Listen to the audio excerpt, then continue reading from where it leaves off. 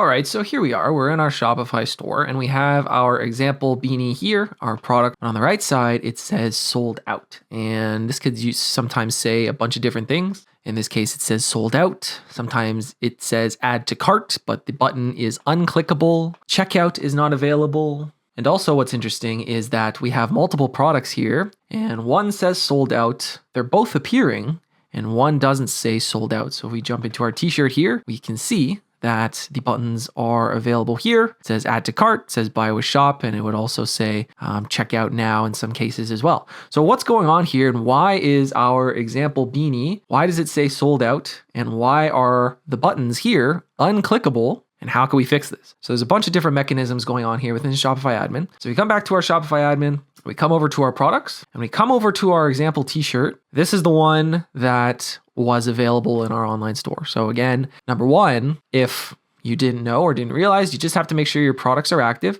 and you have to also make sure that they are published to your online store, that is your website. Now, if we compare this setup to the beanie, we will see that actually one very simple fix to this issue is make sure that you have your inventory added to the product, okay? So there's a lot of buttons and a lot of different toggles here that we can add. So let me show you how all of this works. So currently we have one location where our beanie is stored and we can clearly see that the inventory is 0 all the way across the board and the product on the online store then gives us this unclickable sold out button. So this could be correct, but if it's not correct and you don't want it to say sold out, the number one fix and the easiest fix is number one, just to make sure you have inventory for this. So if we just add some inventory here, and we click save, it says quantity updated, inventory is tracked. And we come back to our online store and we click refresh. You now see that the product is back in stock. And that's why we can then see the add to cart buttons, the buy now buttons, the checkout buttons, and the sold out labels are no longer there. So that's fix number one. Now, if you are a dropshipping store or a print on demand store or an e-commerce store and you don't ever want your products to show sold out because you have a supplier who really won't sell out and you rely on that supplier to give you your inventory, you can of course toggle this button on right down here. Sell when out of stock. Okay. So if you sell when out of stock, your products will never show as out of stock because you're selling when you're out of stock. And this will always allow the customer to check out even if there's no stock. So for example, if we bring this right back down to 0, click save, we can now see that our shop location once again has 0 inventory across the board, but because our continue selling when out of stock button is toggled on, we can refresh the page here and it will still show. Make sure you hit save. And then if we come back and we refresh the page, we can now see again that our example beanie is available for purchase and we are selling this even though our stock on our Shopify admin does say 0. Okay. Another thing that we can do is right here. So we have an inventory tracked toggle button. So like I said, if you're like a drop shipper or a print on demand, or you won't really ever run into a situation where the inventory goes below 0 or the inventory just isn't tracked.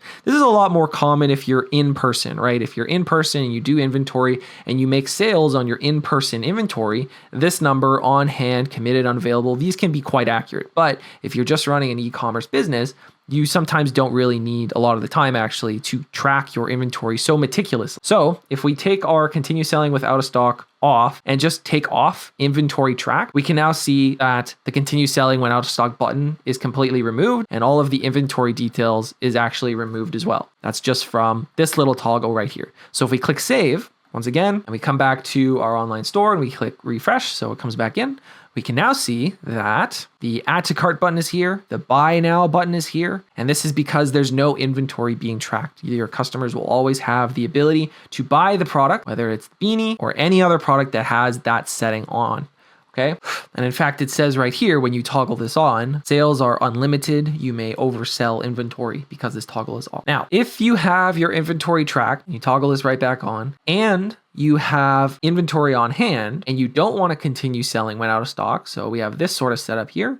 So inventory is tracked. We have 4 and we don't want to sell anything when we run out of inventory. You have this sort of setup here. If this would go down below 0, the sold out button would appear back on the Shopify admin and our website. And if we refresh the page here, as we can see, it's in stock. Okay. And of course, if you need to adjust all of your products that you've already added, you can, of course, come right back to the products tab, select all of them or the ones you need, come back to the bulk editor, and then you can enable or disable all of these things for every single product. So if you come over to columns, there is this inventory area here, inventory quantity, continue selling when out of stock, track quantity. So if we enable these are just going to show the columns in our bulk editor. And if we just scroll over, we can find them here. So remember, again, if you need to apply this for a large number of products, you can enable it for one and you can scroll all the way down the page so it enables for everything. Or if you need to disable it for all of them, you can do the exact same thing. So if we disable it for this one and we scroll down the page, it'll disable it for the bulk of the products that we're editing, and then just make sure you hit save. Okay.